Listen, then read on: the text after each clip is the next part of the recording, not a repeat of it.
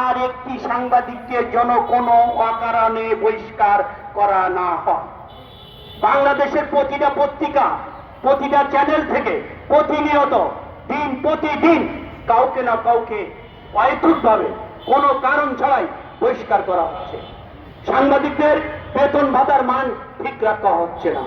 আমি ঢাকা প্রেস ক্লাবের সভাপতি হিসাবে আজকে সকলের কাছে বিনয়ভাবে অনুরোধ করব, মালিক কর্তৃপক্ষের কাছে অনুরোধ করব, যাতে করে এ ধরনের কাজ আর করানো হয়। আর আজকে বলবো, এশিয়ান টিভি একটি জনপ্রিয় টিভি চ্যানেল, আর এই জনপ্রিয়তার অর্জনের মূল চাবিকাঠি যারা, তারা আজকে রাজপথে দাঁড়িয়েছে। আজকে এই রাজপথে যাদেরকে আপনারা অবহেলা করছেন, এদের মাধ্যমে কিন্তু এশিয়ান টিভি এ পর্যন্ত এসেছে। আমি দেখেছি যে এই চ্যানেলের যে প্রতিনিধি রয়েছে, তারা মহল্লায় সব জায়গায় যেভাবে সংবাদ সংগ্রহ করে আজকে একটা পর্যায়ে এসেছে, এর অবদান এই সব সাংবাদিকদের।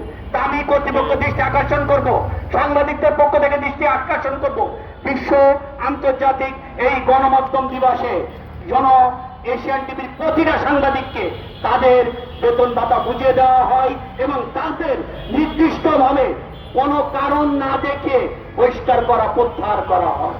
কারণ এদেরকে আপনারা আপনাদের কাজে লাগান। যদি কোনো সাংবাদিকের ভুল ত্রুটি থেকে থাকে, আপনারা সংশোধন করে নিতে পারবেন।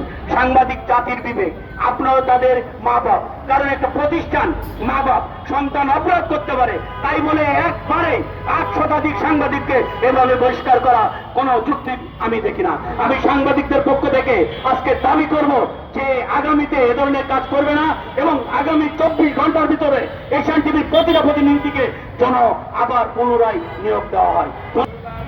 এছাড়াও আমি মনে করি বিভিন্ন উপজেলা যেসব প্রতিনিধিদের রয়েছেন, মফস্বলে যেসব প্রতিনিধি রয়েছেন, প্রতিটা প্রতিনিধিকে আপনারা আবার নিয়োগ দিবেন। এই আশাকে আমি মনে করি যে একটি সাংবাদিক সংগঠন, আমরা এখানে যারা দাঁড়িয়েছে, এখানে প্রায় সাংবাদিক সংগঠন নেতা রয়েছেন। এই মফস্বল সাংবাদিক ফর্মের আবু জাফর রয়েছেন, এপি রয়েছেন, মোশারফ ভাই রয়েছেন, আমি ঢাকা প্রেস ক্লাবের মঞ্জু ভাই রয়েছেন, এখানে মিডিয়া প্রেস ক্লাবে রয়েছেন, আমাদের অসংখ্য সাংবাদিক সংগঠনগুলো এখানে কিন্তু সবাই রয়েছেন। এছাড়াও এখানে জাতীয় প্রেস ক্লাব, এখানে কিন্তু আপনার টিইউজে সকল সাংবাদিক সংগঠনগুলো কিন্তু এখানে। আমি প্রত্যেক নেতাদের অনুরোধ করবো এশিয়ান টিভির এই সমস্যা এবং প্রতিটা পত্রিকার সমস্যাগুলো অচিরেই সমাধান হোক, এই আশাবাদ ব্যক্ত করে শেষ করছি। ভালো থাকুন, সুস্থ থাকুন। আসসালামু আলাইকুম।